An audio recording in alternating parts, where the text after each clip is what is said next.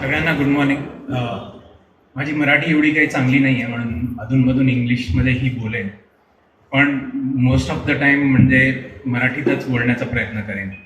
आणि थँक्यू ही चांगली ओळखबद्दल, आणि सगळ्या ऑर्गनायझर्सना पण थँक्यू की मला इथे बोलवलं तुम्हाला ॲड्रेस करायला.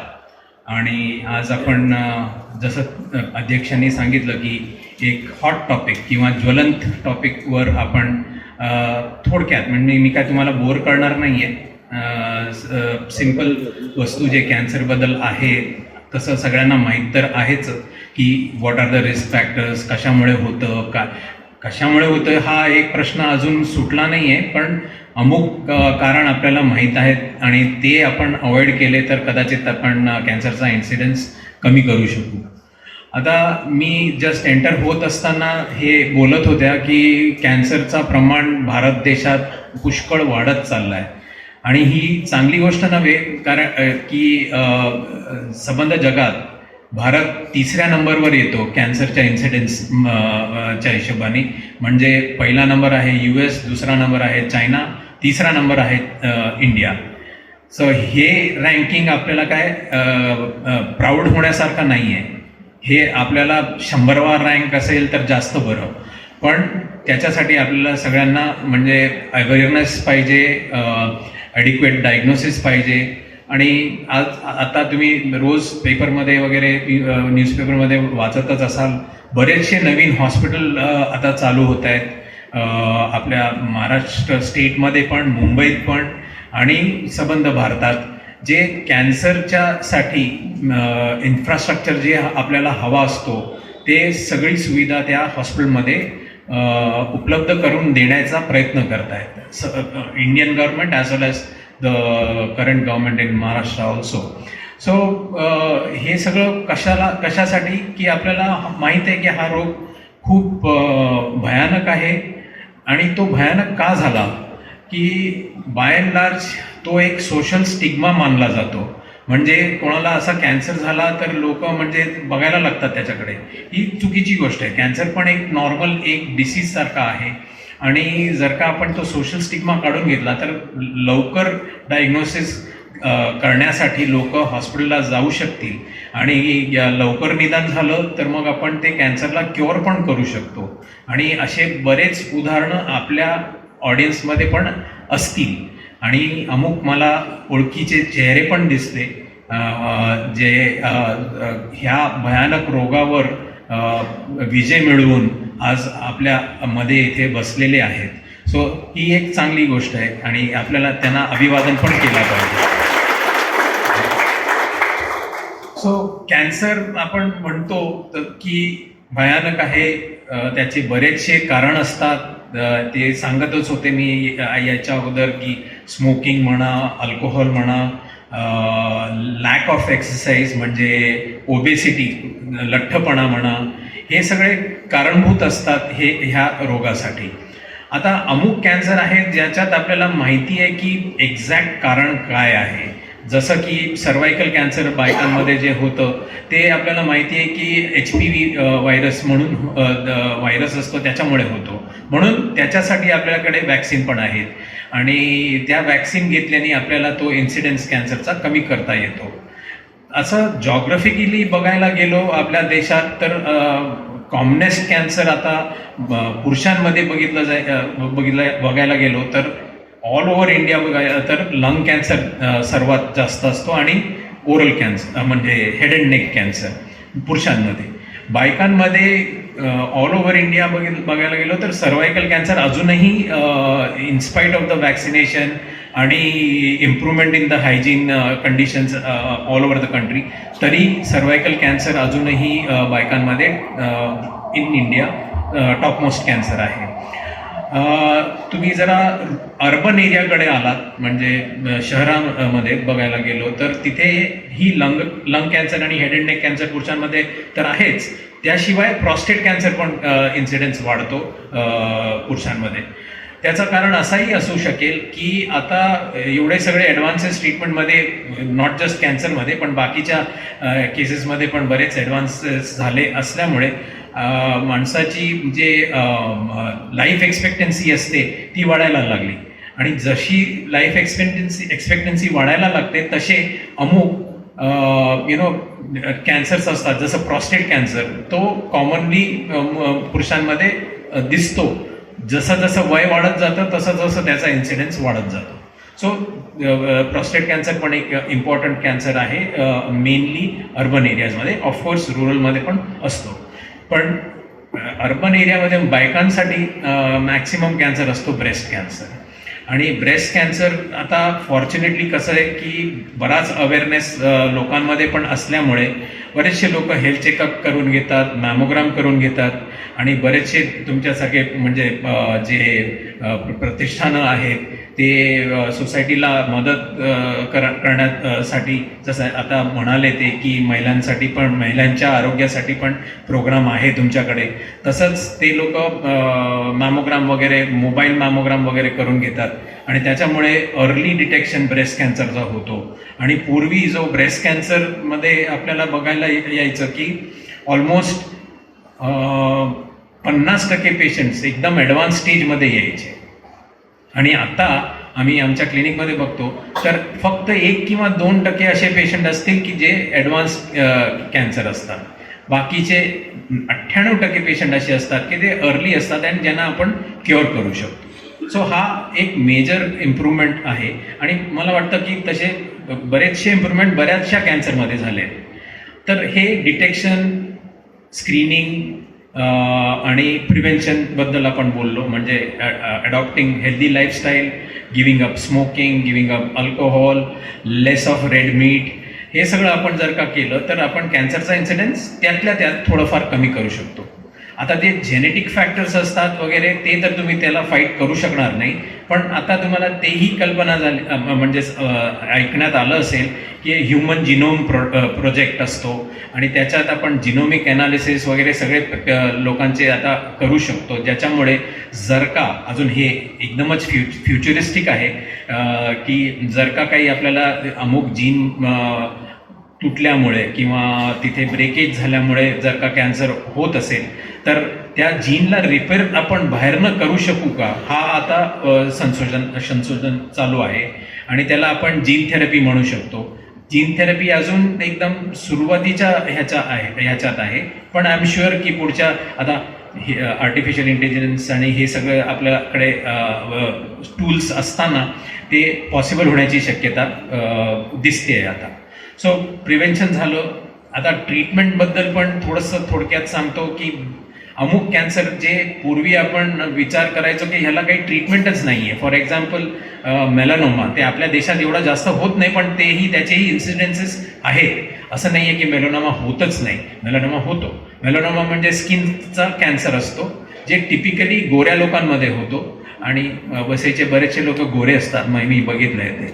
सो त्याच्यामुळे आपण ते लक्षात ठेवायला पाहिजे. तो एक्सेसिव्ह सन एक्सपोजर वगैरे झाल्यामुळे ते स्किन कॅन्सर वगैरे होण्याची शक्यता असते. आणि मेलानोमाला पूर्वी काहीच ट्रीटमेंट नव्हतं, ऑपरेशन करायचो, ऑपरेशन नंतर जर का रेकरन्स नाही झाला तर चांगली गोष्ट आहे, पण जर का रेकरन्स झाला तर मग त्यानंतर आपल्याकडे काही ट्रीटमेंट नव्हती, किमोथेरपी वगैरे त्याच्यात काही काम करायचे नाही. पण आता आजच्या तारखेत मेलानोमासाठी आपल्याकडे इम्युनोथेरपी आहे आणि त्या इम्युनोथेरपीमुळे ते रिझल्ट्स एवढे चांगले झालेत की मेलानोमाला पण आपण असं मानू शकतो की एक कंट्रोलेबल आणि एक ट्रीटेबल डिसीज झालं आहे, जे पूर्वी नव्हतं. दुसरा मेजर सक्सेस म्हणजे ब्रेस्ट कॅन्सरमध्ये म्हणा किंवा लिम्फोमाजमध्ये म्हणा की टार्गेटेड थेरपीज. ब्रेस्ट कॅन्सरमध्ये जर का पेशंटला हॉर्मोन पॉझिटिव्ह डिसीज असेल, म्हणजे आपण रिपोर्टमध्ये बघतो आणि तो ट्युमर हॉर्मोन एक्सप्रेस करतोय की नाही ते बघतो आणि मग आम्ही फक्त हॉर्मोन ट्रीटमेंट करतो. हॉर्मोन ट्रीटमेंट टार्गेटेड ट्रीटमेंटसारखं होतं आणि त्याच्यामुळे बरेचशा लोकांना चांगला कंट्रोल मिळतो. तसंच ब्रेस्ट कॅन्सरमध्ये HER2 पॉझिटिव्ह डिसीज असतो, त्याच्यासाठी पण टार्गेटेड थेरपी असते, ज्याच्यामुळे पण रिझल्ट खूप चांगले झाले. त्याच प्रकारे आपल्याला लिम्फोमामध्ये CD20 पॉझिटिव्ह डिसीज असेल तर त्याच्यासाठी रिटुक्सिमॅब नावाचं एक औषध येतं, ते आपण किमोथेरपी बरोबर ॲड केल्याने एक generally difficult to cure disease आता सोपं झालं आहे क्युअर करायला. सो असे मेजर ॲडव्हान्सेस झालेत. लंग कॅन्सर हा एक मेजर विक्ट्री आहे आता परत, कारण लंग कॅन्सर पूर्वी तुम्ही काहीही ट्रीटमेंट करा, मोस्टली सगळे ॲडव्हान्स स्टेजमध्येच यायचे आणि तुम्ही कोणतीही ट्रीटमेंट करा, म्हणजे किमोथेरपी करा, रेडिओथेरपी करा, पण त्याच्याने तो रोग मिटायचा नाही आणि बऱ्याचशा लोकांचं म्हणजे लाईफ एक्सपेक्टन्सी असायची 3 ते 6 महिने. पण आता परत ह्याच्यात आम्ही प्रत्येक लंग कॅन्सरच्या पेशंटला नेक्स्ट जनरेशन सिक्वेन्सिंग परत जेनेटिक ॲनालिसिस करतो त्यांच्या बायोप्सीवर, आणि ते केल्याने आपल्याला बऱ्याचशा लोकांमध्ये टार्गेट सापडतात आणि ते टार्गेट सापडले तर त्याला स्पेसिफिक टार्गेटेड थेरपी दिली जाते. तर मी असं म्हणत नाही की ह्या ट्रीटमेंटनी तो रोग मिटतो, पण एक रोग ज्यातला झाला तर 3 ते 6 महिने माणूस जगायचा, आता ह्या औषधांमुळे, इम्युनोथेरपीमुळे तो माणूस 6, 7, 8, 10 वर्ष पण आरामात खेचून घेतो, आणि तेही with excellent quality of life. कारण टार्गेटेड थेरपी, इम्युनोथेरपी हे सगळे असे थेरपीज आहेत ज्याच्यात साईड इफेक्ट जनरली नसतात आणि असले तरी खूप मिनिमल असतात, एकदम मॅनेजेबल असतात. सो अशा प्रकारे हे बरेचसे आपल्याला नवीन ट्रीटमेंट आपल्याला उपलब्ध झालेत, ज्याच्यामुळे आपल्याला ह्याच्यावर विजय मिळवण्यासाठी बरेचसे यंत्र आपल्याकडे हातात आहेत. सो हे बेसिकली ट्रीटमेंटबद्दल थोडंसं थोडक्यात सांगितलं. आणि सर्वात महत्त्वाची गोष्ट जे मेजर आता रिसर्च चाललं आहे ते ब्लड कॅन्सर आणि ल्युकेमियासाठी. परत हे पण तुम्ही एकदम हॉट टॉपिक आहे, न्यूजपेपर्स वगैरेमध्ये पण तुम्ही वाचत असाल. CAR-T sale therapy. आता CAR-T सेल थेरपीमध्ये आम्ही काय करतो की पेशंटचीच इम्युनिटी वाढवण्याचा प्रयत्न करतो, किंवा पेशंटचेच टी सेल जे असतात जे ॲक्च्युली कोणत्याही रोगाला कंट्रोल करण्याचा किंवा मारण्याचा प्रयत्न करतात, इन्क्लुडिंग बॅक्टेरियल इन्फेक्शन वगैरे येतात, तर आपल्या शरीरात जे टी सेल असतात ते सशक्त असतात त्याला फाईट करण्यासाठी. पण कॅन्सरचे कण जे असतात ते अमुक त्यांच्याकडे स्विच असतात, ते स्विच ऑन केला त्यांनी तर ते टी सेलला जवळ येऊ देत नाही आणि त्यामुळे ते कॅन्सर वाढत जातो आणि आपली इम्युनिटी त्याला काही फाईट करू शकत नाही. आता काय झालंय की आपल्याकडे अमुक औषधं आहेत वगैरे ज्याच्यामुळे ते स्विच आम्ही बंद जो केला असतो कॅन्सर सेलने तो परत ऑन करू शकतो आणि टी सेलला त्याला मारायला म्हणजे सशक्त करू शकतो. सो या प्रकाराने आजकाल आम्ही टी सेलला आम्ही पहिले पेशंटचा बाहेर काढून घेतो, म्हणजे ब्लड डोनेशन करतो तसं तो टी सेल आपण मशीनमध्ये सेपरेट आउट करतो. ते टी सेल मग एक लॅबमध्ये त्याला मॉलिक्युलर इंजिनिअरिंग करून ते टी सेलला मल्टिप्लाय केलं जातं आणि मल्टिप्लाय केल्यानंतर त्याला परत पेशंटला दिला जातो. आणि ते मग हे आता ॲक्टिव्ह टी सेल्स आहेत ज्यांच्याकडे ही क्षमता आहे की ते कॅन्सरचे जे स्विच ऑफ झाले त्यांना ऑन करून त्यांना मारण्याचा प्रयत्न करू शकतो. सो ह्याच्यामुळे जे ल्युकेमिया, जे लिम्फोमा, मायलोमा हे सगळे एकदम डिफिकल्ट डिसीजेस होते त्याला पण आपण आता क्युअर करायचा प्रयत्न करतोय. आता नुकतंच तुम्ही पेपरमध्ये वाचलं असेल की ह्याचा पहिला पेशंट भारतात आपण त्याची ट्रीटमेंट झाली आणि तो सक्सेसफुली तो क्युअर झाला. आता ही ट्रीटमेंट आहे खूप महाग. पूर्वी आपले पेशंट जे अफोर्डिंग होते ते इथनं US किंवा युरोपला जायचे ट्रीटमेंट करण्यासाठी आणि त्याचा खर्च यायचा ऑलमोस्ट एक 6-7 करोड. आता तीच ट्रीटमेंट आपल्याकडे जी आपण इंडियामध्ये चालू केली आहे त्याच्यामुळे तो कॉस्ट 6-7 करोडचा कमी होऊन आत्ता 40 लाख आहे. आताही महाग आहे, मान्य आहे, पण जसं जसं डिमांड ह्याचा वाढेल तर ते 40 लाख कमी होऊन 10 लाखाच्या आत येण्याची शक्यता चांगलीच आहे. सो हे नवीन थेरपीजबद्दल थोडीशी माहिती दिली. आता हे सगळं आहे हे आपल्याला माहिती आहे की आता प्रयत्न सगळे जे चाललेत कॅन्सर ट्रीटमेंटमध्ये ते ह्याचे चाललेत की जो डिसीज आपण मान्य आहे की सगळे कॅन्सर क्युअर होत नाही. सो क्युअर नाही पण झाले तरी आपण त्याला जर का एक क्रोनिक डिसीज म्हणून ट्रीटमेंट करू शकलो, म्हणजे फॉर एक्झाम्पल डायबिटीज आहे, ब्लड प्रेशर आहे, ह्याच्यात कसं तुम्हाला औषधं घेऊन जगावं लागतं, तुम्ही ह्याची ट्रीटमेंट कधी बंद करत नाही आणि ह्याच्याबरोबर आरामात जगता, क्वालिटी ऑफ लाईफमध्ये काही फरक पडत नाही, बरोबर, म्हणजे व्यवस्थित तुम्ही ट्रीटमेंट करत गेलात तर. त्याचप्रमाणे आम्ही कॅन्सरला पण त्या स्टेजवर घेऊन जाण्याचा प्रयत्न करतोय की ज्याच्यात आपण ट्रीटमेंट देऊन त्यांना एक क्रोनिसिटी देऊ शकू, म्हणजे तो पेशंट ट्रीटमेंट घेत राहतो, त्याला साईड इफेक्ट पण होत नाही, क्वालिटी ऑफ लाईफ पण चांगली राहते आणि वर्षानुवर्ष तो जगू शकतो.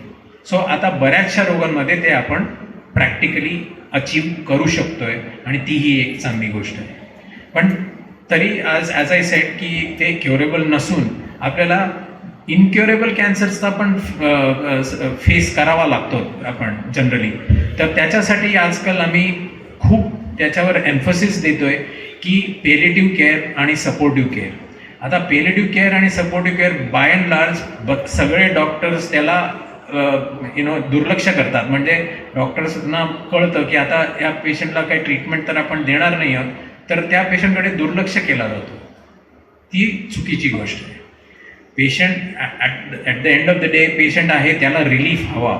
आता इनक्युरेबल कॅन्सरमुळे त्याला पेन होत असेल किंवा ब्लिडिंग होत असेल किंवा काही दुसरा त्रास होत असेल, पण ते कंट्रोल करण्याची रेस्पॉन्सिबिलिटी पण एक कॅन्सर ट्रीट करणाऱ्या डॉक्टराची असते. आणि त्याच्याबद्दल आता आम्ही खूपच जास्त म्हणजे एम्फसिस देतो आणि म्हणजे पेशंटची फायनल स्टेजेस जर्नीचे जे असतात, म्हणजे फायनल जर्नी जी असते तीही एकदम कम्फर्टेबल व्हावी म्हणून त्यासाठी पण आम्ही पूर्ण मेहनत करतो. त्याला पेलेटिव्ह केअर आणि सपोर्टिव्ह केअर थेरपी म्हटली जाते. सो ओव्हरऑल हा माझा ओव्हरव्ह्यू होता कॅन्सरबद्दल. आणि आता तुम्हाला जर का काही प्रश्न वगैरे विचारायचे असतील तर मी प्रश्न घ्यायला तयार आहे.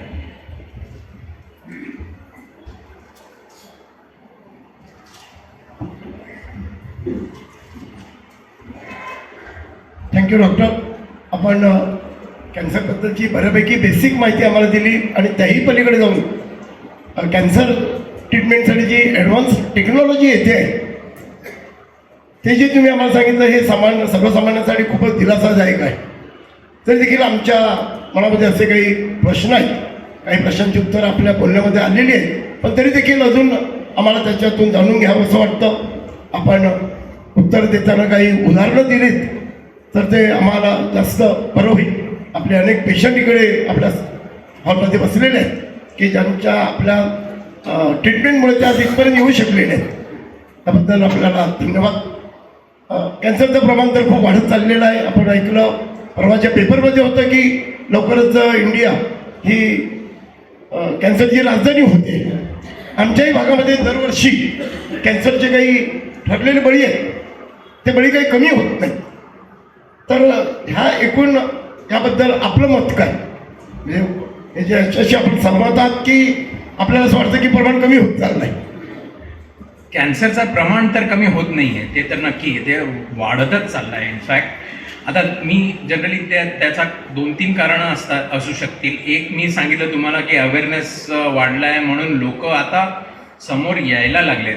पूर्वी काय व्हायचं की तुम्हाला ऐकून म्हणजे आठवत असेल की हो थोडे 2-3 घरानंतर एका घरात एक माणूस आहे, त्याला काहीतरी झालं आहे आणि चाललंय, आजारी आहे, आणि सडनली मग बातमी येते की तो गेला.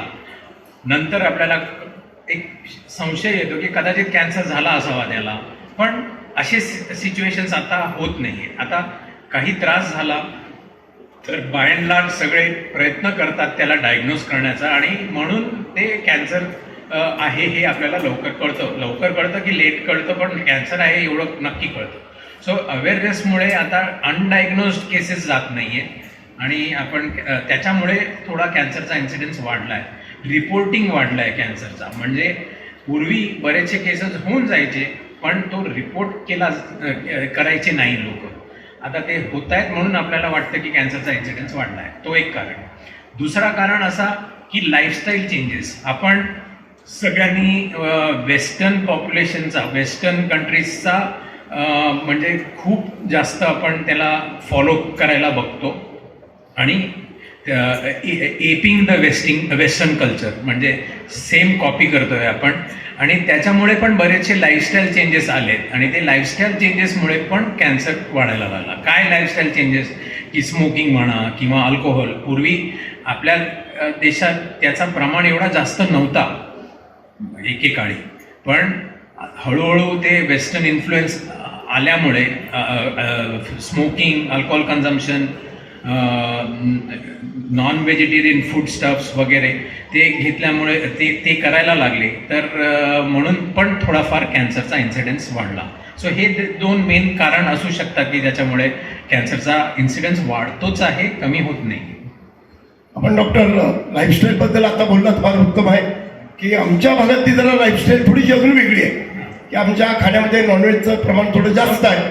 त्यामध्ये रेड मीट म्हणजे बोकडाचं मटण, पोक वगैरे, थोडंसं अल्कोहोलचंही प्रमाण आहे. तर ह्या बाबतीमध्ये म्हणजे त्याचं आणि कॅन्सर ह्याच्याशी असं काही रिलेशन कितपत आहे, काय आपण सांगणार? सो रेड मीटला इम्प्लिकेट केलं जातं बऱ्याचशा, म्हणजे मेनली आतड्याच्या कॅन्सरसाठी. आणि पण जे मेजर असोसिएशन आहे ते बीफ बरोबर आहे. त्या तुम्हाला माहीत असेल की US मध्ये म्हणा आणि सगळे युरोपियन कंट्रीजमध्ये म्हणा, ते सकाळ, दुपार, संध्याकाळ बीफच खातात 3 वेळा, आणि पूर्ण आठवड्यात तोच डाएट असतो त्यांचा. म्हणजे एक्सेसिव्ह बीफ युसेज आहे, आणि त्याच्यामुळे त्या लोकांमध्ये कोलॉन कॅन्सर किंवा आतड्याच्या कॅन्सरचा इन्सिडेन्स बराच जास्त आहे. आपण पण आपल्या समाजात पण बरेचसे लोक आहेत जे नॉन व्हेजिटेरियन खातात, पण बाय अँड लार्ज मला असं वाटतं की आपल्या महाराष्ट्र म्हणजे इथे वेस्ट इंडिया पॉप्युलेशनमध्ये म्हणा, तिथे फिश इटर्स जास्त आहेत आणि चिकन इटर्स जास्त आहेत. मटन क्वचित खातात. It is not a regular feature. So माझं म्हणणं असं आहे की हो, तुम्ही घेऊ शकता मॉडरेशनमध्ये, ते घेऊ शकता. That is not directly going to implicate with the colon cancer. पण हो, खूप जास्त त्याचा प्रमाण तुम्ही केला, म्हणजे दररोजच तुम्ही मटण खात असाल, तर ते थांबायला पाहिजे. आणि you can think of other proteins, म्हणजे फिश आणि चिकन हे त्याच्या मटण करता सबस्टिट्यूट म्हणून आपण वापरू शकतो. अल्कोहोल आणि कॅन्सरशी काय संबंध?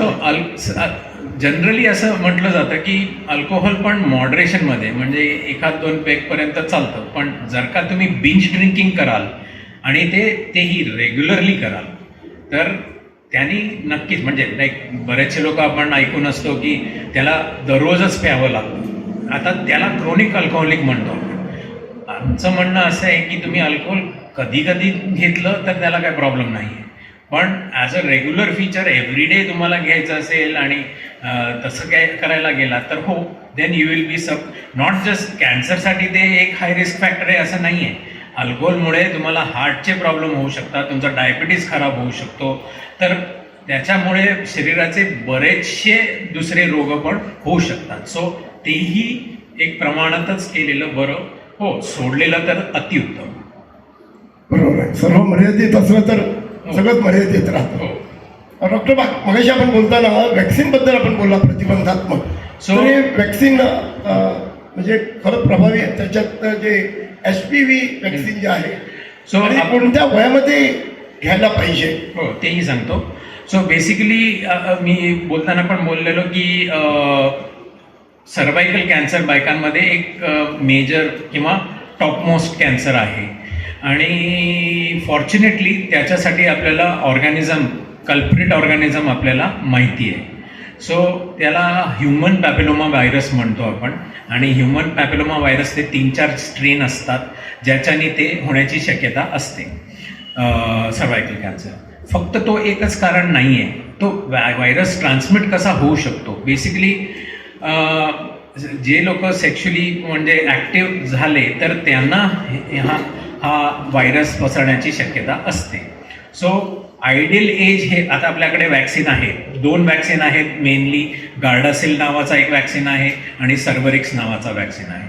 आणि ह्याच्यातनं गार्डासिल नावाचा जो वॅक्सिन आहे तो पॉलिव्हॅलंट आहे, म्हणजे 4ही स्ट्रेन जे आहे त्याला कव्हर करतो, आणि तो सर्वरिक्स 2 स्ट्रेनला कव्हर करतो. प्रिफरेबली कोणत्याही दोघांपैकी एक आपण जनरली ॲडवाईस करतो घ्यायला. So what is the best age की ज्याच्यात आपण हे घेतलं पाहिजे? सो द आयडियल एज आम्ही म्हणतो की 9 वर्षाची मुलगी असेल ते 25 वर्षापर्यंत आपण त्यांना वॅक्सिन तो दिला पाहिजे. सो ऑब्व्हियसली 9 वर्षाच्या एजमध्ये तर सेक्शुअली ॲक्टिव्ह नसतात, पण पहिलेपासून वॅक्सिन देतो आणि त्याची मॅक्झिमम एफिकेसी जे आहे 25% असते. 25 नंतर त्या वॅक्सिनला एवढा उपयोग होत नाही. तरी बऱ्याचशा लोकांना आम्ही म्हणतो की अप टू 45% पण आम्ही देऊ शकतो. ते झालं सर्वायकल वॅक्सिन. आता कॅन्सरबद्दलचा अवेअरनेस बऱ्यापैकी समाजामध्ये आलेला आहे आणि अनेक संस्था कॅन्सर डिटेक्शन कॅम्प वगैरे ऑर्गनाईज करतात. आमच्याकडे निर्भय संस्था आहे सातत्याने, आणि बरेचसे माणसं स्वतःहून जाऊन चेकअप करत असतात. रेग्युलर चेकअप त्यांचा चालू असतो. तर त्या व्यक्तीने कॅन्सरसाठी वेगळी स्क्रीन टेस्ट म्हणजे रेग्युलर जो चेकअप आहे त्याच्या व्यतिरिक्त करायला हवी का, किंवा वयानुसार आणखी अशा काही टेस्ट आहेत का की ज्या कॅन्सर प्रिव्हेंटिव्हसाठी आपल्याला उपयुक्त ठरू शकते? प्रिव्हेंटिव्हसाठी तर हेच की आपण वॅक्सिन सर्वायकल कॅन्सरसाठी आणि हेल्दी लाईफस्टाईल, स्मोकिंग, अल्कोहोल वगैरे हे सगळं सोडून. आता तो प्रश्न की आपण स्क्रीनिंगसाठी काय काय करू शकतो. सो बायकांमध्ये परत 2 मेजर जे कॅन्सर आहेत, सर्वायकल कॅन्सर आणि त्याशिवाय हे ब्रेस्ट कॅन्सर. सर्वायकल कॅन्सरसाठी आपल्याकडे पॅप स्मिअर म्हणून एक स्मिअर केला जातो, गायनेकॉलॉजिस्ट करतात, आणि by and large early detection pap स्मिअरनी होऊ शकतो. म्हणूनच आपल्याला आता सर्वायकल कॅन्सरचे इन्सिडेन्स बरेच कमी होताना दिसत आहेत. प्लस वॅक्सिन पण, त्याचा वापर पण चालू झाला आहे, म्हणून पण इन्सिडेन्स कमी होताना दिसतोय. सो डेफिनेटली पॅप स्मिअर आपण केलं पाहिजे. सगळे जे बायकांना सांगतोय की वन्स इन 3 इयर्स तर मिनिमम ते करून घेतलं पाहिजे, आणि त्याच्याने आपल्याला डेफिनेटली इन्सिडेन्स कमी करता येईल. तो सर्वायकल कॅन्सरसाठी झाला. आणि मॅमोग्रामसाठी आम्ही जनरली ॲडवाईस करतो. जर का मी पहिले विचारतो पेशंटला, जे ब्रेस्ट कॅन्सरचे पेशंट येतात आणि त्यांच्या फॅमिलीमध्ये बायका म्हणजे सिस्टर्स म्हणा, डॉटर्स म्हणा, त्या लोकांना ॲग्रेसिव्ह स्क्रीनिंग करायची गरज असते. ज्या फॅमिलीजमध्ये कॅन्सर झालाच नाही आहे अशा बायकांना आम्ही सुचवतो की तुम्ही 50च्या नंतर मॅमोग्राम करायला सुरुवात करायची, आणि ते जे मॅमोग्राम करणार तुम्ही दर 2 वर्षात किंवा 3 वर्षात एकदा केली तरी चालेल. पण ह्या बायकांमध्ये बाय अँड लार्ज कोणतीही फॅमिली हिस्ट्री नसते. आता ज्या बायकांमध्ये फॅमिली हिस्ट्री आहे, तर जे बाकीचे जे बायका आहेत ज्यांना कॅन्सर झाला नाही आहे, त्यांना आम्ही सांगतो की लवकर तुम्ही मॅमोग्राम करायला सुरुवात केली पाहिजे. म्हणजे ब्रेस्ट कॅन्सरच्या पेशंटच्या डॉटरला म्हणा किंवा त्यांच्या सिस्टरला म्हणा, तर त्यांना लवकर आम्ही स्क्रीनिंग करायला सांगतो, आणि 40च्या वयापासूनच आम्ही मॅमोग्राम करायला सांगतो. आणि सगळे जे बायका आहेत जे 18 वर्षाच्या वर होतात, त्यांना एक simple thing that they can do is self breast examination. महिन्यातनं एकदा स्वतःहून चेक करून घेणं हे एकदमच सोपं टेस्ट आहे. आणि जर का कुठे काही त्यांना लंप वगैरे फील झालं तर इमिजिएटली स्पेशलिस्टला दाखवून त्याचा निकाल काढायचा. आता बऱ्याचशा तरुण मुलींना गाठी असतात ब्रेस्टमध्ये, ते बाय अँड लार्ज त्यांच्या मासिकचा जो सायकल असतो त्याच्याबरोबर कमी जास्त होतात. तर त्या गाठींसाठी आपल्याला घाबरायची काही गरज नसते. ते फायब्रोडेनोमा असतात आणि by and large over period of time ते आपोआप निघूनही जातात. सो प्रत्येक गाठ कॅन्सरचीच असेल ब्रेस्टमध्ये असंही नाही आहे. पण जर का तुम्हाला गाठ वाटली आणि तुम्हाला त्याची भीती वाटली तर एका स्पेशलिस्टला जाऊन ते दाखवून मग ते जे काही टेस्ट वगैरे सुचवतील ते करून त्याचा मनात जी भीती असते ती काढून टाकायची. डॉक्टर, ब्रेस्ट कॅन्सरबद्दल तुम्ही माहिती पुरवलीच, तरीही आमच्या भागामध्ये स्त्रियांमध्ये ब्रेस्ट कॅन्सरचं प्रमाण वाढलेलंच आहे. तर यामागची कारणं काय असावीत ही आम्हाला जाणून घ्यायची आहेत. आणि अजून एक प्रश्न आहे, समजा एखाद्या स्त्रीची एक साईडची ब्रेस्ट काढलेली असेल तर तिला दुसऱ्या साईडला धोका आहे का पुन्हा ब्रेस्ट कॅन्सर होण्याची?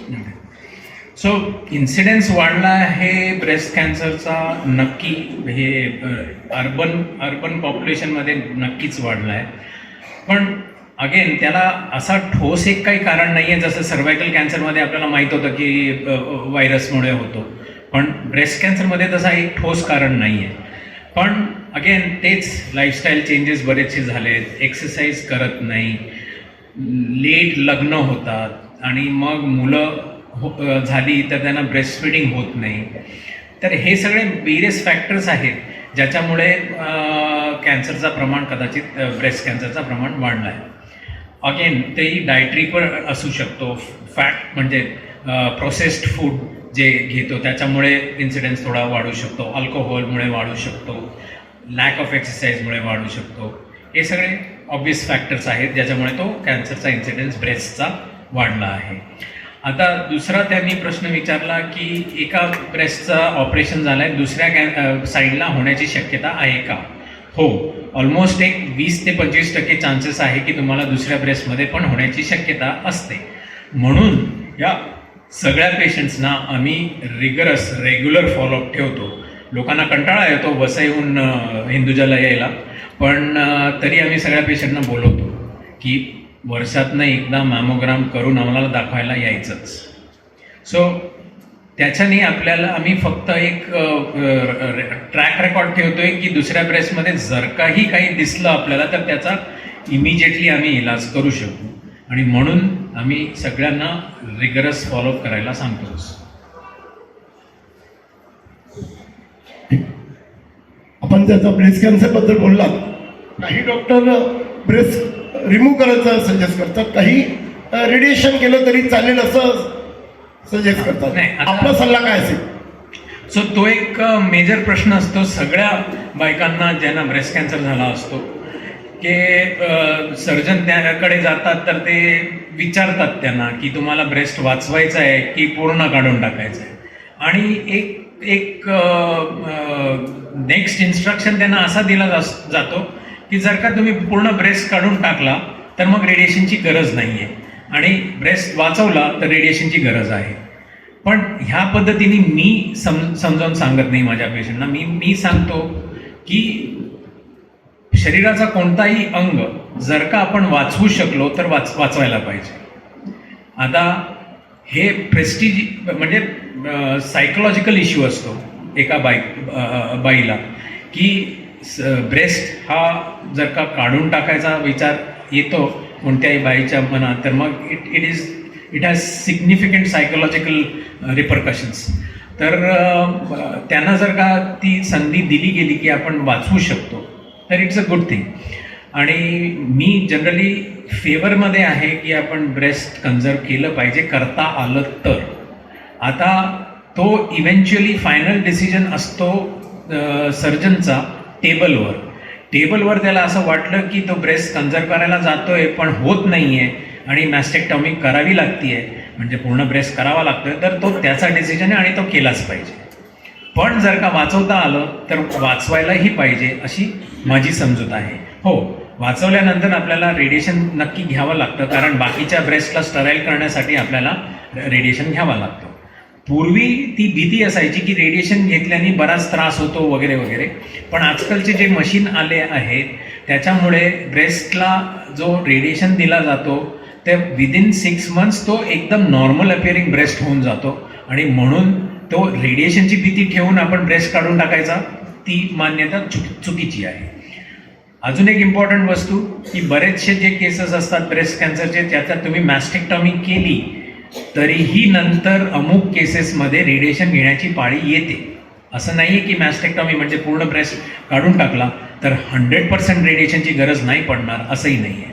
सो ते दोन्ही वस्तू आपल्याला वेळ करून, आता एक 70 वर्षाची बाई आली तर तिला मी सांगणार नाही की तू ब्रेस्ट कन्झर्व कर, कारण for her it may not B of that much importance. पण एक 35-40 वर्षाची बाई आली ब्रेस्ट कॅन्सर घेऊन तर तिच्याबरोबर मी व्यवस्थित डिस्कस करणार आणि मगच निर्णय घेणार की काय करायचं. आणि मी तिला सांगणार की ब्रेस्ट कन्झर्व केलेलं एक करायची एक पॉसिबिलिटी आहे आणि तुझी जर काही इच्छा असेल तर तू करून घेतलं पाहिजे, रेडिएशनची काळजी करू नको. डॉक्टर, काही कॅन्सर हे अनुवंशिक प्रकारचे आहेत, तर आपल्या मते हे कोणते प्रकार आहेत आणि अशा कुटुंबातील माणसांसाठी आपण कोणता सल्ला द्याल? त्यांनी कोणती खबरदारी घ्यावी किंवा कोणत्या टेस्ट कराव्यात?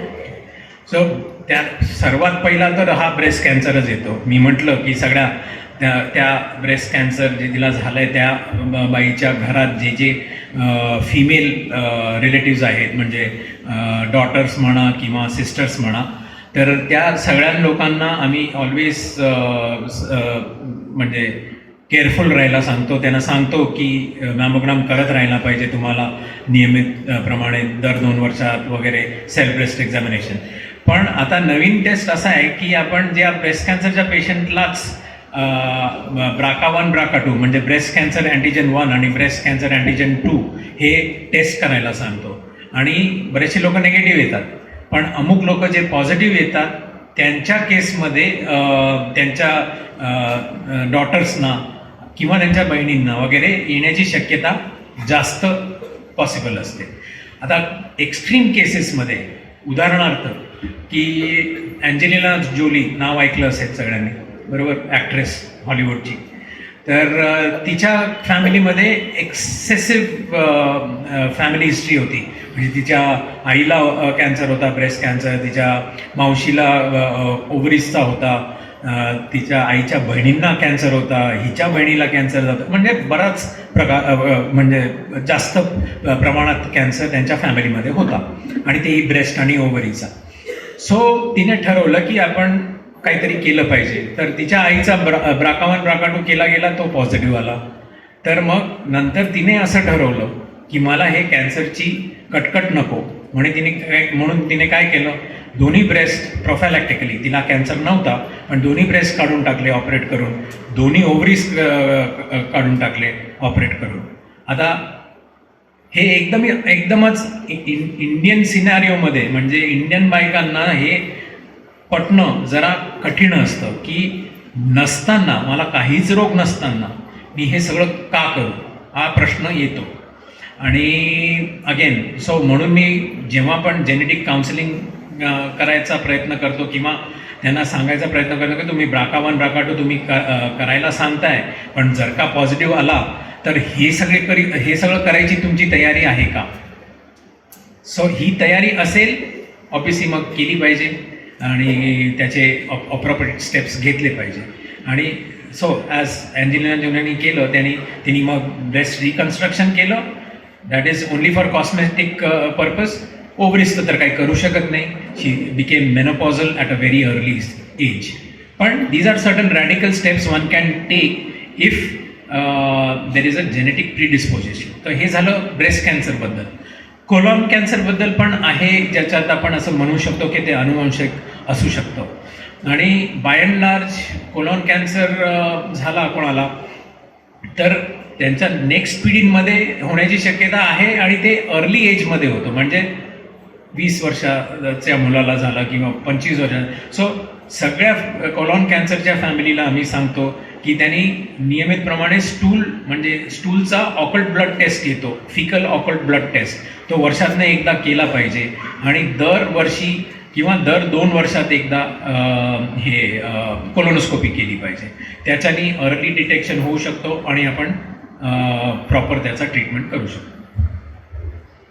डॉक्टर, आपण उपचाराबद्दल खूप सविस्तर माहिती दिली. म्हणजे त्यामध्ये ऑपरेशन्स, रेडिएशन, केमोथेरपी वगैरे ह्या सगळ्यांचे साईड इफेक्ट्स कितपत राहतात आणि त्यासाठी काय करायला हवं. आता हा प्रश्न डॉक्टरांच्या मनात पण खूप जास्त घर करून आहे. म्हणून आपण जे काही आता रिसर्चेस होतात त्याच्यात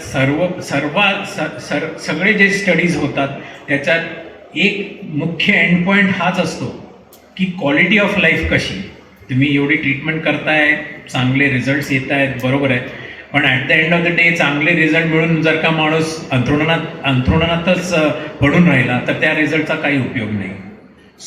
quality of life is very important. आणि म्हणून आम्ही सगळे प्रयत्न ते असतात की आपण साईड इफेक्ट कसे कमी करायचे. आता बरेचसे नवीन औषधं आली आहेत ज्याच्यानी आपण नॉशिया, वॉमिटिंग म्हणा, किंवा रक्ताचे कण एकदम कमी होतात त्याला वाढवण्याचे इंजेक्शन आता अवेलेबल झाले आहेत. आणि ते अवेलेबल झाले आहेत म्हणून इम्युनिटी जी एकदमच कमी व्हायची ते इंजेक्शन वापरून आपण इम्युनिटी वाढवू शकतो, ज्याच्यामुळे आपण व्यवस्थित ट्रीटमेंट करू शकतो. ॲट द सेम टाईम आपण नॉशिया वॉमिटिंगचे पण खूप चांगली औषधं आहेत, ते देऊन नॉशिया वॉमिटिंगचं प्रमाण कमी करू शकतो. आता हेअर लॉससाठी पण अमुक रोगांसाठी आम्ही ल्युकेमिया आणि लिम्फोमाच्या रोगांसाठी हे कॅप कूल कॅप म्हणतो आपण, ते वापरत नाही हेअर लॉससाठी.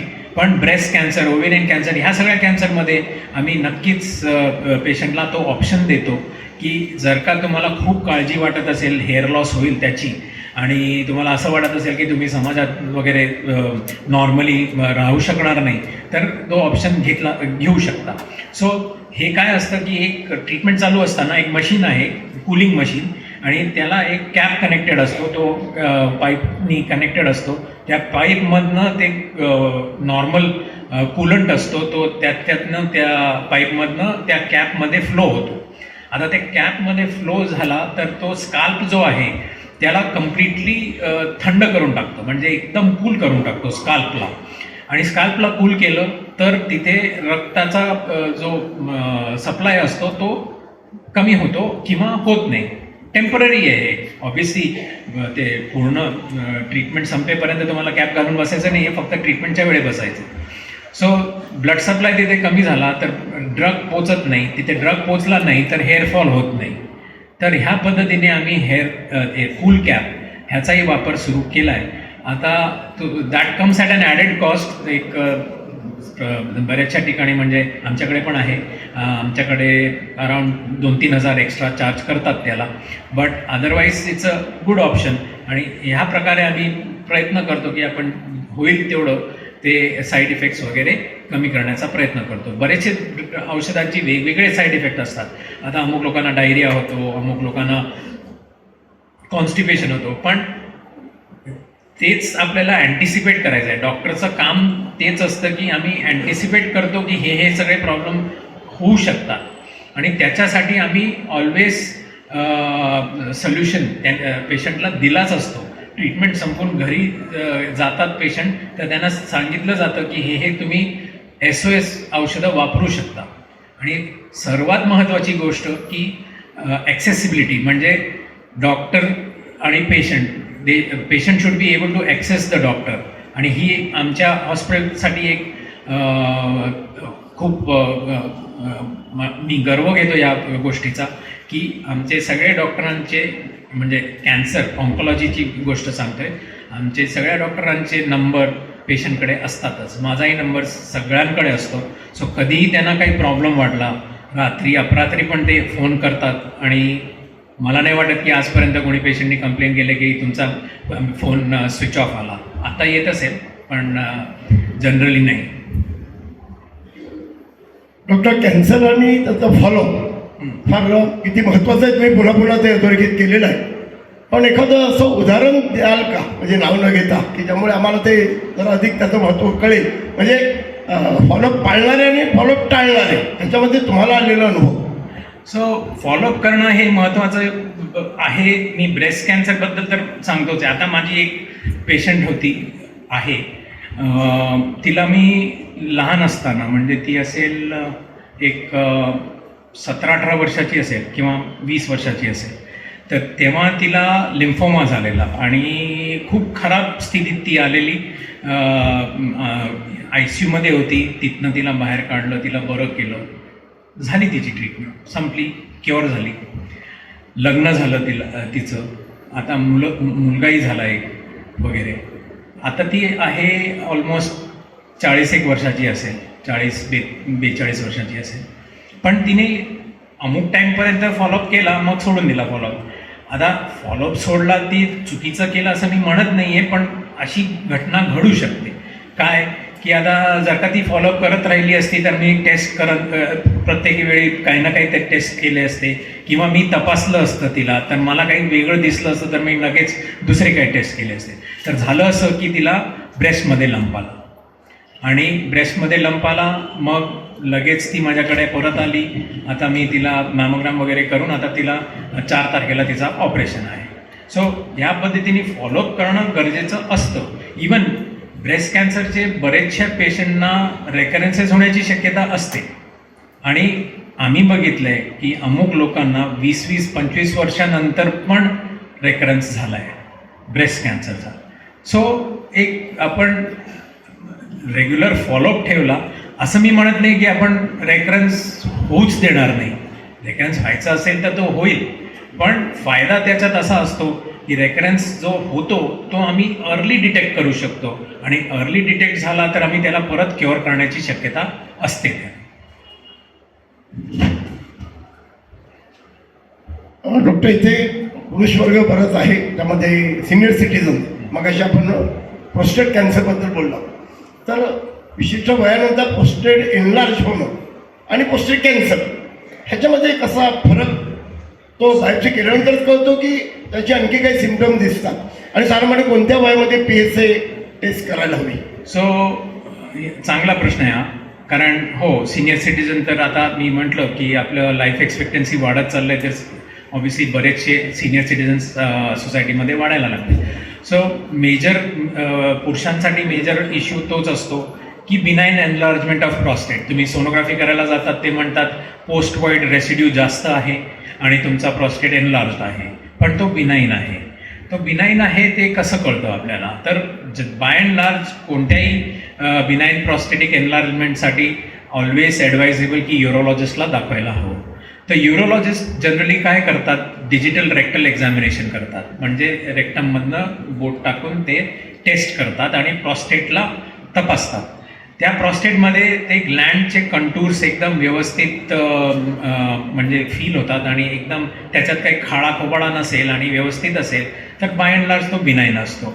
त्याशिवाय जर का आपल्याला तरी डॉक्टरला असं वाटलं की नाही काहीतरी मला हाताला लागलं, तर तो युरोलॉजिस्ट तुम्हाला सुचवेल की ट्रान्स रेक्टल अल्ट्रासाऊंड करायला, म्हणजे रेक्टममधनंच अल्ट्रासाऊंडचा प्रोब टाकून तो अल्ट्रासाऊंड करून ते चेक करतात प्रॉस्टेटचा.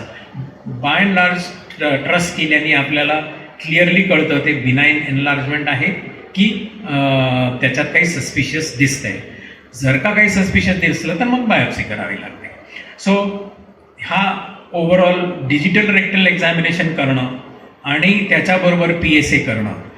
जर का डिजिटल रेक्टल एक्झामिनेशनमध्ये काही सस्पिशियस दिसलं आणि जर का तुमचा PSA 4 आणि 10च्या मध्ये असेल, म्हणजे which is not very high, it is a grey area. So 4 to 10 मध्ये आहे आणि डिजिटल रेक्टल एक्झामिनेशनमध्ये काहीतरी हाताला लागलं तर मग नक्कीच आपण मग MRI वगैरे करून किंवा ट्रान्स रेक्टल अल्ट्रासाऊंड करून त्याला कन्फर्म करणं गरजेचं असतं. सो PSA आपण जनरली सजेस्ट करतो as a screening measure for men. आम्ही सजेस्ट करतो की 50च्या वयानंतर आपण सगळ्यांनी म्हणजे वर्षात एकदा किंवा once in 2 years वगैरे केलं पाहिजे. माझा पुढचा प्रश्न सर्व गृहिणींच्या वतीने आहे. आजकालचं युग हे धावपळीचं आहे आणि प्रत्येक घरातली स्त्री कामानिमित्ताने बाहेर पडते आणि सगळ्यांचा ताळमेळ करत असताना फ्रीजमध्ये काही वस्तू आणून कोंबणे किंवा हे प्रोसेस्ड फूड तुम्ही सांगितलं इझी फूड ह्याचा वापर घरात जास्त होतो, तर याबद्दल तुम्ही काय मार्गदर्शन कराल? आता याच्यात काय मार्गदर्शन करणार? काम कमी करा असं तर नाही सांगणार, घराबाहेर निघायचं नाही असंही सांगू शकणार नाही. सो बेसिकली हो, पण जेवढं तुम्ही kind of organic unprocessed food वगैरे खाल ते जास्त महत्त्वाचं आहे. लॉट ऑफ सॅलड्स, फ्रूट्स आणि बाय अँड लार्ज मला वाटतं की आपल्या देशात प्रोसेस्ड फूड खाण्याची सवय एवढी नाही आहे. ते आपल्या नेक्स्ट जनरेशनच्या लोकांमध्ये थोडीफार जास्त आहे, पण आपल्या वयाच्या लोकांमध्ये तेवढी नाही आहे. कारण अजूनही आपल्या वयाच्या लोक जे असतात ते मेनली काय म्हणतात त्याला बनवलेले व्हेजिटेबल्सच खातो, घरचंच खातो, व्हेरी रेअरली आपण बाहेर जाऊन खातो. सो आपले हॅबिट्स अजूनही हेल्दी आहेत असं मला वाटतं, पण हो आपल्या नेक्स्ट जनरेशनचे हॅबिट जरा दुसऱ्या मार्गावर गेलेत. ते आपल्याला परत मार्गावर आणण्याची गरज आहे. पण आता त्यांच्यातही थोडाफार अवेअरनेस तर आहे. तो जनरेशन आता बरेचसे लोक यंग जनरेशन ते कॉन्सन्ट्रेट करतात, लुक्सवर जास्त कॉन्सन्ट्रेट करतात आणि त्याच्यामुळे ते एक्सरसाइजवर जास्त फोकस करत आहेत आणि ते एक्सरसाइजवर जास्त फोकस करायला लागले म्हणून नंतर त्यांचं लक्ष डाएटकडेही जातोय आणि डाएटकडे जातो तर तेही लोक आजकाल बाहेरचे प्रोसेस फूड कमीच खातात. हो खातात, पण त्याचंही प्रमाण कदाचित कमी झालं आहे. कॅन्सरची ट्रीटमेंट विशेषतः ऑपरेशन्स, केमोथेरपी, रेडिएशन व इतर टेस्ट तशा महागड्या आहेत आणि सर्वांनाच आर्थिकदृष्ट्या परवडत नाहीत. तर अशांसाठी आपल्या माहितीतील काही सपोर्ट ग्रुप्स किंवा वेलफेअर संस्था आहेत का? फॉर्च्युनेटली आपल्या देशमध्ये फिलॅन्थ्रोपी फॉर कॅन्सर खूप होतो. सो बरेचसे म्हणजे टाटा मेमोरियल सेंटर तर ऑब्व्हियसली माहीतच आहे तुम्हाला की टाटा ट्रस्टनी हॉस्पिटल बनवून दिला आणि त्यांनी किती काम केलं आहे कॅन्सरसाठी ते आपल्या सगळ्यांना माहिती आहे. सो बरेचसे सिद्धिविनायक ट्रस्ट आहे ते मदत करतात, सलमान खान ट्रस्ट आहे ते मदत करतात. ट्रस्टचं आम्ही जेव्हा असा पेशंट येतो हिंदुजाला, ते आपली समजूत आहे की हिंदुजा महागडं आहे महाग, जिथे अमुक वस्तू जे अफोर्डिंग लोक असतात त्यांना थोडंफार महाग वाटतो, पण जे नॉन अफोर्डिंग पेशंट्स येतात त्यांना इथे माझे हॉस्पिटलचे स्टाफ पण आहेत अमुक ऑडियन्समध्ये, ते सांगू शकतील की हॉस्पिटलमध्ये ऑन्कोलॉजी जे विभाग आहे तो मॅक्सिमम कन्सेशन काम करतो. आम्ही सगळ्या पेशंटना जेवढं होईल तेवढं कन्सेशन देण्याचा प्रयत्न करतो आणि त्यांना आम्ही मार्गदर्शन देतो की तुम्ही ह्या ट्रस्टला जा किंवा त्या ट्रस्टला जा, चिठ्ठी वगैरे लिहून देतो की एवढा एवढा खर्च आहे आणि ह्याला ते परवडणार नाही तर तुम्ही मदत करा. ह्या लेटरच्या बेसिसवर त्यांना सिद्धिविनायक ट्रस्ट, सलमान खान ट्रस्ट, बरेचसे ट्रस्ट आहेत, तिथनं फंड मिळतात. ते त्या पेशंटच्या नावाने आमच्या हॉस्पिटलच्या बँकेत जमा होतात आणि मग आम्ही त्याच्यातनं ट्रीटमेंट त्यांच्यासाठी वापरतो. सो असं म्हणणं की हो बरेचसे ट्रीटमेंट जे आहेत खूप महाग आहेत, पण तरी ते पॉसिबल आपण करून देऊ शकतो with some help from the hospital and obviously some help from the society. So असं करून आपण जे अनअफोर्डेबल ट्रीटमेंट्स पण आहेत ते पण आपण पेशंटला ऑफर करू शकतो. दुसरी महत्त्वाची गोष्ट अशी आहे की जेव्हा कोणताही नवीन ड्रग इंट्रोड्यूस होतो मार्केटमध्ये तर सर्वप्रथम ते मल्टीनॅशनल कंपनीचा असल्यामुळे, पेटेंटेड असल्यामुळे ते आपल्याला इथे भयंकर महाग मिळतो. पण जसा त्याचा पेटंट निघून जातो आणि इंडियन कंपनी ते मॅन्युफॅक्चर करायला लागतात आपल्या देशात, तर मग तो कॉस्ट बराच कमी होतो आणि इंडियन प्रोडक्ट्स तुम्हाला सगळ्यांना सांगतो की इंडियन प्रोडक्ट्स ते जे मल्टीनॅशनल प्रोडक्ट्स जे असतात त्याला एकदमच मॅच करतात, कुठेही काही कमी नसतात आणि म्हणून आम्ही बऱ्याचशा पेशंटना इंडियन ब्रँड्स पण वापरतो आणि त्याच्यामुळे पण तो कॉस्ट बराच कमी करून देऊ शकतो. तिसरी गोष्ट, बरेचसे हे कंपनी जे असतात ते स्वतःहून त्यांनाही CSR म्हणून, सोशल रेस्पॉन्सिबिलिटी म्हणून तेही पेशंट असिस्टन्स प्रोग्राम चालू करतात. तर पेशंट असिस्टन्स प्रोग्राममध्ये ते असं ठरवतात की तुम्ही एक डोस घेतला तर पुढचे 2 डोस ते फ्री देतील वगैरे, असे स्कीम पण असतात आणि त्याच्यामुळेही आपल्याला तो अफोर्डेबल करून देऊ शकतो आपण पेशंटला. सो आहे डेफिनेटली महाग आहे, पण there are various ways and means ज्याच्याने आपण ते अफोर्डेबल करून देऊ शकतो. यालाच रिलेटेड एक प्रश्न, कॅन्सर रुग्णावरील कोणकोणत्या उपचारांना मेडिक्लेम लागू होतो? सो बाय अँड लार्ज आजकाल तर सगळेच कॅन्सरचे ट्रीटमेंट मेडिक्लेम कवर करतो. द ओनली प्रॉब्लेम इज की जे ओरल ट्रीटमेंट असतात म्हणजे गोळ्या असतात, आता मी सांगितलं तुम्हाला बरेचसे लंग कॅन्सरमध्ये आम्ही टार्गेटेड थेरपी देतो. आता ते टार्गेटेड थेरपी म्हणायला गोळ्या आहेत पण आहेत महाग. सो ते बरेचसे मेडिक्लेम कवर करत नाही, कारण ते म्हणतात की ह्याच्यासाठी तुम्ही ॲडमिट झाला नाहीत आणि ॲडमिट केलं आम्ही त्यांना त्यासाठी, तर ते म्हणतात ओरल औषधसाठी तुम्ही ॲडमिट का झालात. सो अमुक ओरल थेरपी ते कवर करत नाही. पूर्वी इम्युनोथेरपी, IV टार्गेटेड थेरपी पण ते कवर करत नव्हते, पण आजकाल ते कवर करायला लागले. ऑल्सो हे टार्गेटेड थेरपी वापरायची किंवा इम्युनोथेरपी वापरायची त्यासाठी जो टेस्ट आम्ही करायला सांगतो जेनेटिक टेस्टिंग, तो जेनेटिक टेस्टिंग पण खूप महाग असतो आणि ऑब्व्हियसली त्याच्यातही आम्हाला ते लॅब्स आम्हाला मदत करतात, ते स्वस्त करून देतात अमुक पेशंटना, पण ऑन अन ॲव्हरेज ते 1-1.5 लाखाचा खर्च येतो तो फक्त टेस्ट करायला. आणि बरेचसे मेडिक्लेम कंपनी पूर्वी हे कवर करायचे नाही, पण आता हा टेस्ट पण ते आम्ही लिहून दिलं की इट इज इम्पॉर्टंट आणि ह्या रोगासाठी करणं गरजेचं आहे असं आम्ही लिहून देतो, तर ते कव्हर करतात.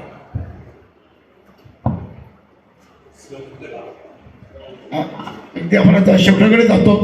आपल्या सभागृहामध्ये आपले बरेच पेशंट बसलेले आहेत, हो. जे रेग्युलर आपल्याकडून ट्रीटमेंट घेत आहेत आणि आपण त्याच्यामध्ये बरंच बोललो. काय मत आहे त्यांच्याबद्दल? तुमच्याबद्दल त्यांचं मत काय ते आपल्याला म्हणून ते आज इकडे आले आहेत. त्यांच्याबद्दल आपलं मत काय? त्यांच्याबद्दल माझं मत मी पहिलेच सांगितलं की आपण सगळ्यांनी त्यांचं अभिवादन केलं पाहिजे, कारण अशा रोगावर त्यांनी विजय मिळवला आहे. ऑब्व्हियसली मेन मेहनत त्यांची आणि त्यांच्या फॅमिलीची होती. आम्ही नुसता मार्ग दाखवला, ते त्याच्यावर चालणं आणि फॅमिलीने त्यांना सपोर्ट करणं हे सगळं फक्त आणि फक्त फॅमिली आणि पेशंटचंच मेन कार्य होतं. आता अगदी शेवटचा प्रश्न आमच्या संस्थेसाठी की आपल्याला एक कॅन्सरमुक्त समाज घडविण्याच्या दृष्टीने अनेक संस्था काम करतायत. आजचा आपला हे व्याख्यान त्याचाच एक भाग आहे. तर अजून आम्ही काय करावं, आपण काय सजेस्ट कराल की ज्यामुळे आपल्याला कॅन्सरचं समाजातलं प्रमाण अजून कमी करता येईल आणि अर्ली असं आपल्याला काही सिम्पटम्स जाणून घेता येतील कॅन्सरच्या, की ज्यामुळे आपल्याला तिथपर्यंत जावं लागणार नाही. ते कॅन्सरचं प्रमाण कमी केलं तर आम्ही जाणार कुठे?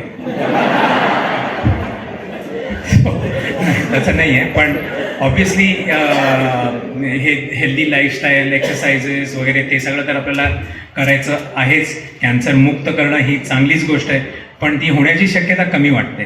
पण तरी मेजर एफर्ट संस्थांनी काय केली पाहिजे? हो, असे ऑब्व्हियसली अवेअरनेस प्रोग्राम केले पाहिजे.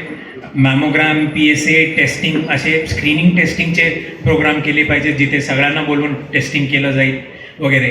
असे इनिशिएटिव्स घेतले तर मग कदाचित कम्प्लिटली मुक्त तर नाही होणार, पण इन्सिडेन्स कमी होण्याची शक्यता डेफिनेटली असेल.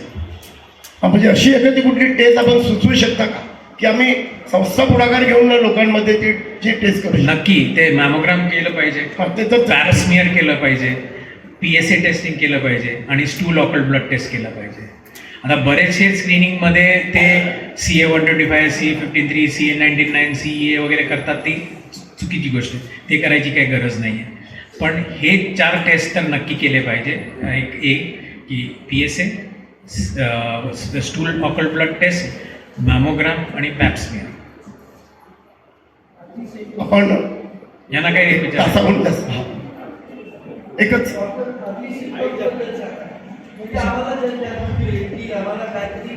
हां, सो कुठेही आपल्याला गाठ दिसली, लहान असो किंवा मोठी, आणि तुम्ही बघताय की ती हळूहळू वाढते साईजमध्ये, तर तो एक इम्पॉर्टंट इश्यू.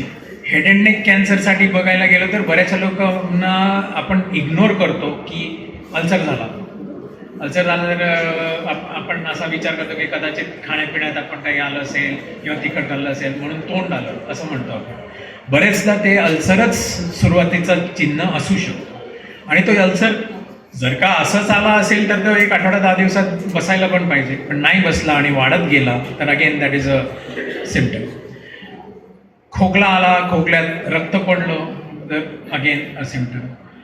तुम्हाला संडास नॉर्मली होत असेल आणि मग सडनली तुम्हाला कळलं की तुमचे स्टूल करण्याची पद्धत जी आहे ती वेगळी झाली. म्हणजे पूर्वी तुम्ही सकाळीच 2-3दा जायचा, पण मग असं व्हायला लागलं की रात्री पण तुम्हाला जायला लागायचं किंवा दिवसांना 3-4 वेळा जावं लागलं. म्हणजे ऑल्टर्ड बॉवेल हॅबिट्स ऑल्टर झाले तरी तो एक क्वेश्चन मार्क आहे. तर म्हणून एक गॅस्ट्रोएंटरोलॉजिस्टला दाखवून घेतलं पाहिजे. संडासात रक्त वगैरे जाणं हा एक चिन्ह आहे. बरेचसे लोक असं विचार करतात, अरे पाईल्स आहे, विसरून जा, काय करायची गरज नाही आहे, ते आपोआप थांबेल. पण असं नाही आहे. पाईल्स ही असेल तरी तुम्हाला एकदा जाऊन स्पेशलिस्टला दाखवून घेतलेलं बरं. So these are some of the signs. आता ल्युकेमियाज वगैरे जे असतात ते आर व्हेरी सडन. त्याच्यात तुम्ही काही असं प्रिव्हेंटिव्ह काही करूच शकणार नाही. सडनली आज तुमचा ब्लड टेस्ट एकदम नॉर्मल आहे, उद्या गेला तर त्याच्यात ब्लड कॅन्सर दिसू शकतो. दॅट इज तो एकदमच रॅपिडली इव्हॉल्व्ह होतो. तर त्याच्याबद्दल तसं काही नाही, पण बाकीचे लंप अँड बम्प्स जे आहेत. आणि दुसरी गोष्ट मी सांगतो की काही प्रॉब्लेम झाला तुम्ही फॅमिली डॉक्टरकडे घेत जाता, फॅमिली डॉक्टर तुम्हाला औषधं देतो, औषधं दिल्यानंतर एक आठवडा, 10 दिवस, 15 दिवस तुम्ही वाट बघता.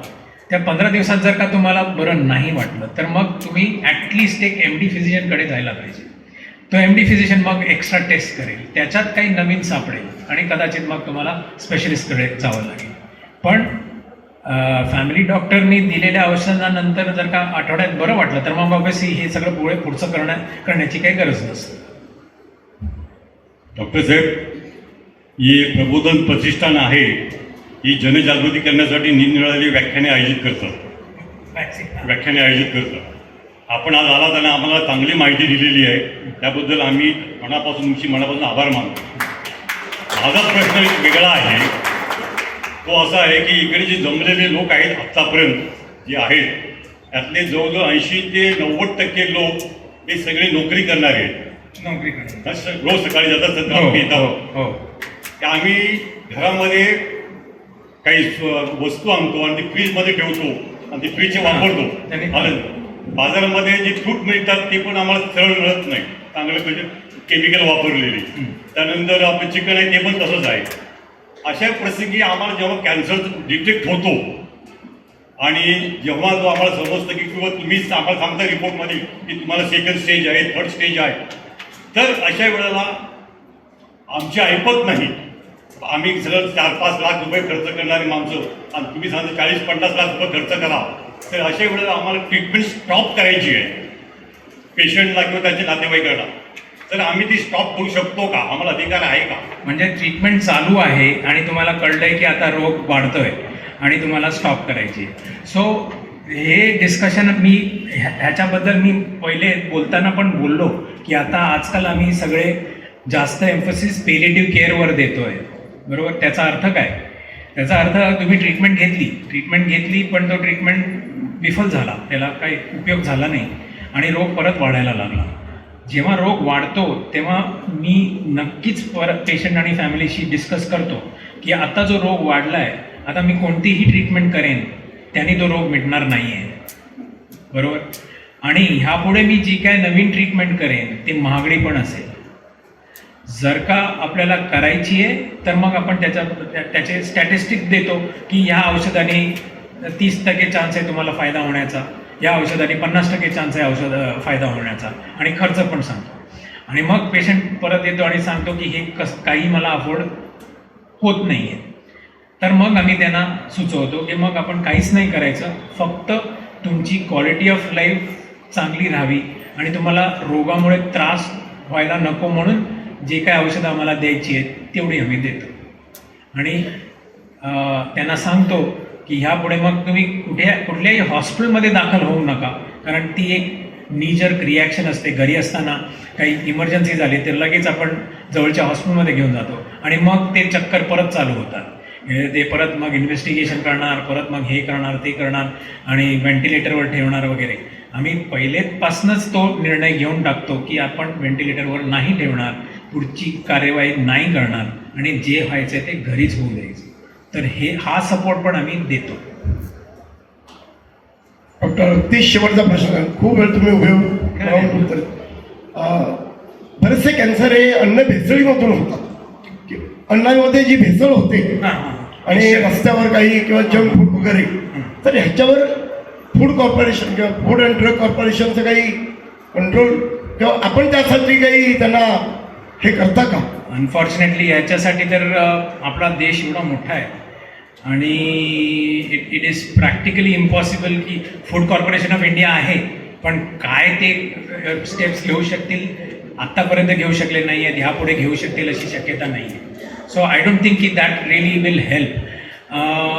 तुमच्याकडनंच मेहनत करायची की ट्राय अँड कन्झ्युम जे ऑर्गॅनिक वस्तू आहेत आणि घरी आणल्यावर जरा व्यवस्थित धुवून करून वापरायची आणि try to avoid buying from places which you know may not be hygienic.